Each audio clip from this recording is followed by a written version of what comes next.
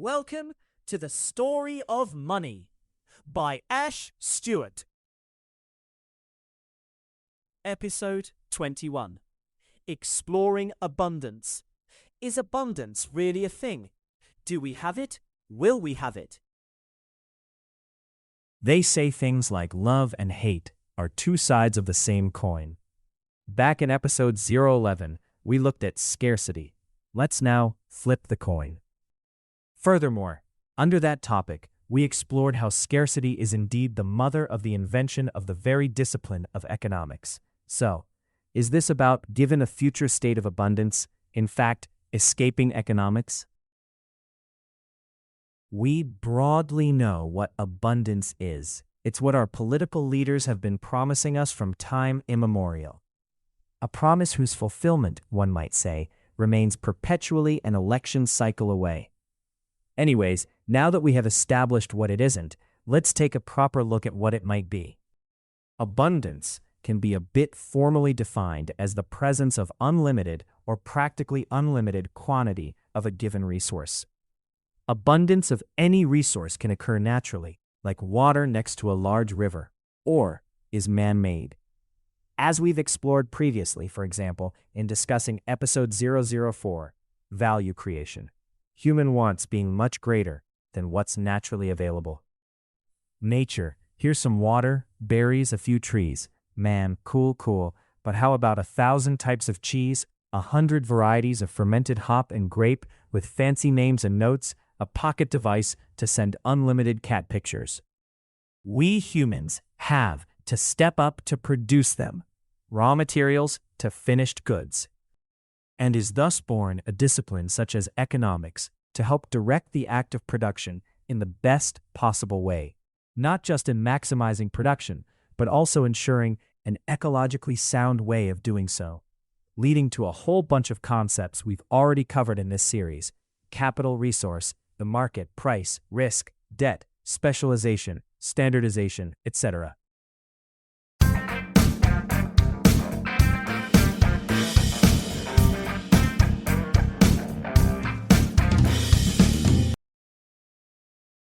Rolling dice, or flipping the coin.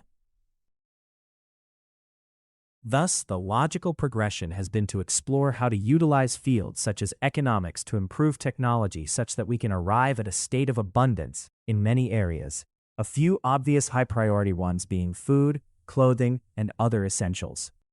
But then, if we say economics is concerned with scarcity, there can arise the reasonable question: is seeking abundance via this discipline not a contradiction? Will it not be counterproductive? I would offer that there need be no problem on those grounds, but I'll caveat that different political philosophers have taken strongly different positions on this.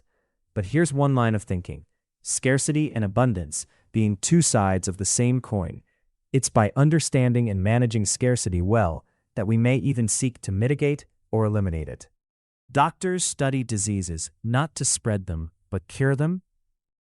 In other words, isn't it the case that if economic concepts and their practical applications are managed properly, there is room for ushering in greater abundance, as we have seen in a great many items since the dawn of the industrial age? Just compare the modern middle class and their consumptive insistence with the medieval peasantry and their precarious subsistence. And the onus of getting that right is on us humans, rather than anything else.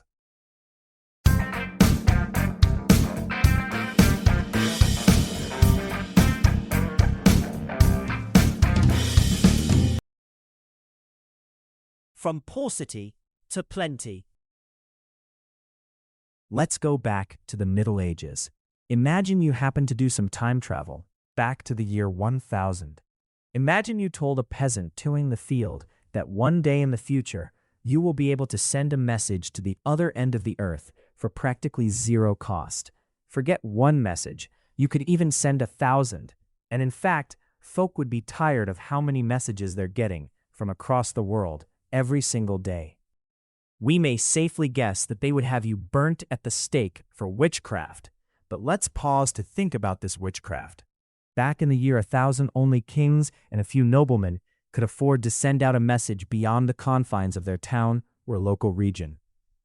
It required a man on a horse, food and supplies, the risk of going through bandit territory, days or weeks, and then often no certainty he even made it.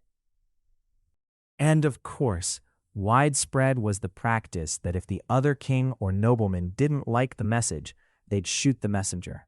But I digress. Fast forward to the Industrial Revolution. The telegraph, revolutionary, but you still had to count every word. Then the telephone, eventually email and SMS, text messaging on the iPhone, while still in bed with eyes half closed at 6 a.m. Assuming the monthly subscription costs baked in as a given, what is really the cost of sending a single message today? Do we even think or blink about it? About how long it's getting? How many words are being used?